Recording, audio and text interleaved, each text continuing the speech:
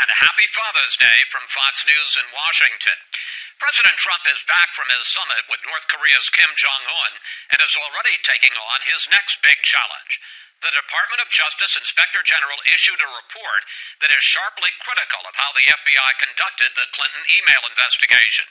And the president says that undercuts Robert Mueller's probe of collusion with Russia and obstruction of justice. Joining me now from South Carolina, Republican Congressman Trey Gowdy, chair of the House Oversight Committee. Mr. Chairman, before we get to the IG report, I want to discuss how President Trump and his lead lawyer, Rudy Giuliani, are using the IG report. Here's the president linking what the Inspector General found in the Clinton investigation to the Mueller investigation of him. I think that the report yesterday, maybe more importantly than anything, it totally exonerates me. There was no collusion. There was no obstruction. Mr. Chairman, does the IG report exonerate President Trump? Well, it certainly helps him, Chris. I mean, keep in mind, the same people, the same players that were involved in the Clinton probe later moved to the Russia probe. John Brennan, who said he should be in the dustbin of history. Jim Comey, who said impeachment was too good of a remedy. Loretta Lynch, who wanted Hillary Clinton to win. And then we've got Peter Strzok and Lisa Page, the two FBI employees. Chris, and this is what's most important to me.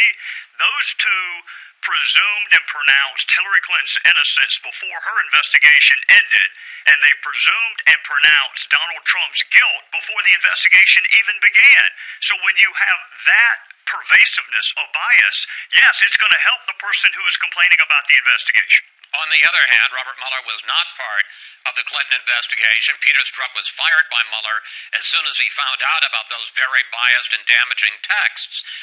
And, of course, we don't know what Mueller has found in the last year in his investigation. So, again, I have to ask, has President Trump been exonerated? I clearly understand your point that there was bias in the FBI, but has he been exonerated on allegations of collusion and obstruction?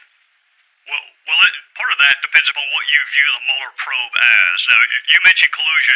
The only person in the universe who claims to have evidence of collusion is Adam Schiff, and unlike any other secret he's ever had, he's actually kept this one. He's never told anyone what evidence he has. So there's no evidence of collusion. Obstruction of justice, Chris, good luck having your star witness being Jim Comey in any prosecution, from shoplifting to obstruction of justice. Good luck if that's your star witness. For me, the Mueller probe is about what Russia did in 2016 and who, if anyone, they did it with. So that's what I mean when I say Mueller probe, and I hope he does write the definitive accounting of what Russia did.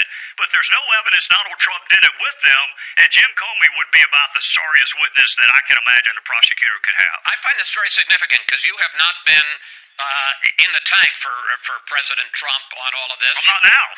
No, I understand that. I'm not saying you are now, but are you saying this morning that Donald Trump is off the hook in the Mueller investigation? Well, I don't know what Mueller has. I do know this, that bias is so pervasive, and everyone who's ever stood in front of a jury and had to explain it away will tell you it is the most miserable feeling in the world, and I have never seen this level of bias. So you have Peter Strzok, who can't think of a single American who could vote for Donald Trump, and you got Peter Strzok who says, we'll stop it. The campaign and the presidency will stop the campaign, and then if that doesn't work, the day after the election, he's talking about impeachment. So how would you like that to be your lead investigator? 2 weeks after you're assigned to look into what a foreign country did to us, the only thing he can think to talk about is an insurance policy to keep Donald Trump from winning, and then he says, we'll stop it. I assume the we is the FBI, so how would you like, if you're Bob Mueller, to present that case to a jury? You are co-chairing a hearing on Tuesday where the Inspector General, Michael Horowitz, who issued this damaging report, will appear. What are the main questions you want to ask him? Well, there are a bunch. It's a 500-page report, and the good news, Chris, is Michael Horowitz proved what we wanted the FBI and the DOJ to do, which is that you can have an investigation that is fact-centric and fair and even-handed. There are a lot of questions I have for him. Number one, the Hillary Clinton failure to prosecute was predicated upon two things. Number one, that her emails were not exposed to foreign actors. There's some evidence that that's not true. Number two, that there was no evidence of intent. Well, of course there's no evidence of intent. You didn't bother to ask her. You went into the interview knowing that she was not going to be charged. So I think some members will ask about that. A lot of members are going to ask about the bias. The same team that exonerated her implicated him before the investigation began, and I suspect some members will ask about the coziness between the FBI and the media. While the FBI is very critical, as you pointed out, and we're going to get into it in more detail about actions taken by Comey and Strzok and others, here is his overall judgment on the final conclusion of the Clinton investigation. I want to put this up on the screen. This is from the IG. We found no evidence that the conclusions by the prosecutors were affected by bias or other improper considerations.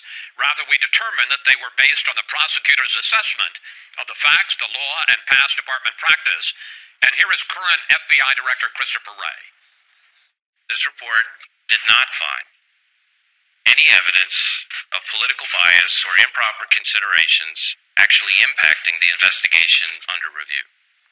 So, when they say the final judgments, yes, there may have been bias, but that didn't affect the final judgments, are the Inspector General, Michael Horowitz, and Christopher Wray, the current FBI Director, are they wrong? Well, I'll say this. Why did Loretta Lynch ask it to be called a matter and not an investigation? Why was Cheryl Mills in the room when the target was being interviewed? Why did you write an exoneration memo 6 weeks before she was interviewed? Why did you start planning your press conference 2 months before the investigation was over? Here's where I depart from Chris Wray. I don't think it's my job to prove the bias impacted the investigation. I think it's his job to prove that it did not. Here's what I know. They exonerated her before the interview. They said she did nothing wrong before they even bothered to talk to her, and this same group said Donald Trump should not be the president and or should be impeached before the investigation even began. If that is not textbook bias, which is the prejudging of an outcome, I mean, that's what bias is. We are prejudging the outcome. We're prejudging her innocence before we talk to her. We're prejudging his guilt before we even begin to look into the fact pattern. That's bias, and yes, it impacted the outcome. The most important element is intent. That's what they all told us. She did not have the intent to commit a crime. The best way to figure that out is to talk to her. But they went into the interview, Chris, saying the only thing she'll be charged with is maybe lying to us. If you're Donald Trump or if you're any other defendant in the country, how would you like that deal? We're not going to charge you with anything as long as you tell us the truth.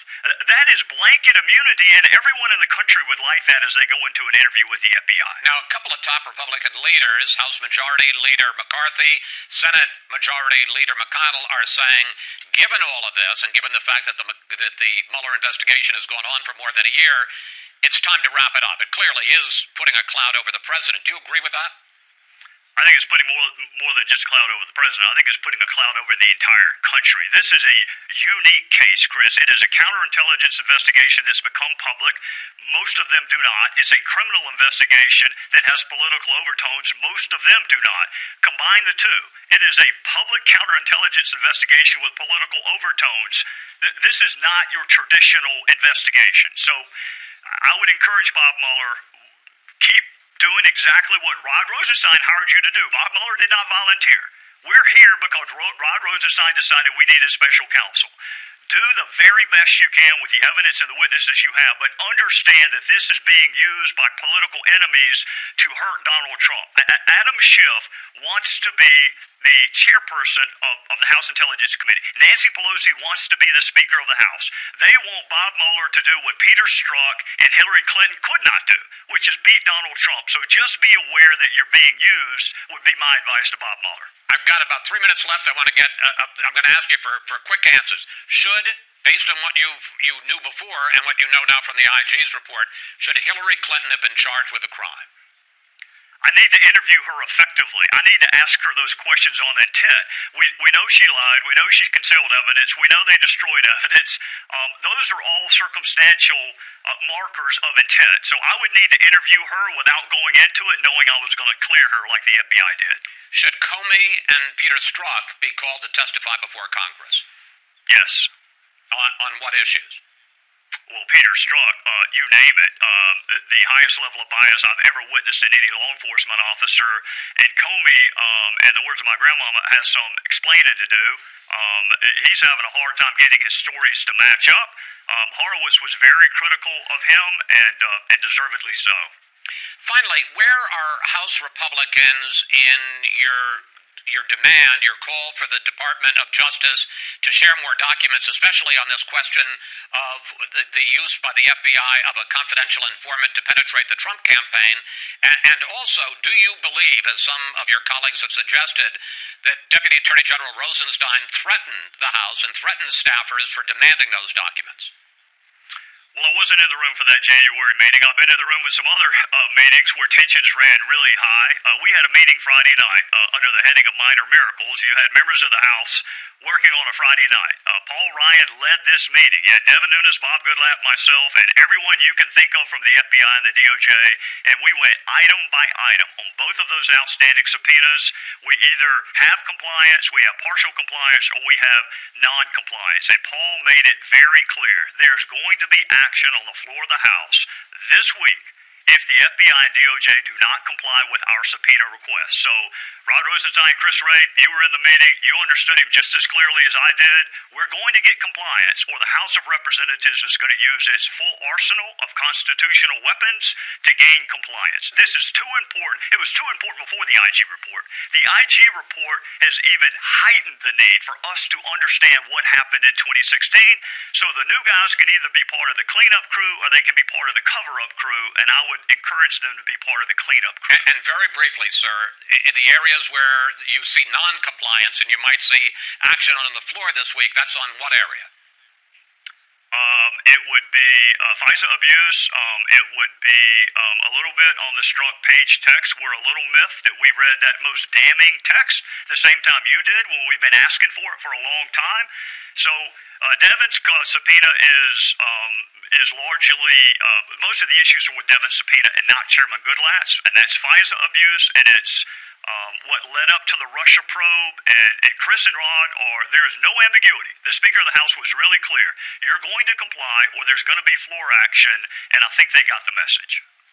And floor action would be the full panoply of constitutional weapons available to the people's house. Including contempt of Congress?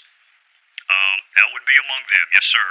I don't want the drama, I want the documents, and I think that Chris and Rod got that message. Contempt of Congress just means we're going to be talking about this 6 years from now. I don't want that. I want the documents. I don't want the drama, and I don't want the floor fight. But they need to know that we're willing to do it, and unless they were in a different meeting than the one, I have never seen Paul Ryan as animated as I saw him Friday night. He is sick and tired of the delay, and he communicated that point very effectively. Chairman Gowdy, thank you. Thanks for your time. Always good to talk with you. And I've got to say, you had a lot to say today. Thank you, sir. Happy Father's Day. Thanks. Same to you, sir.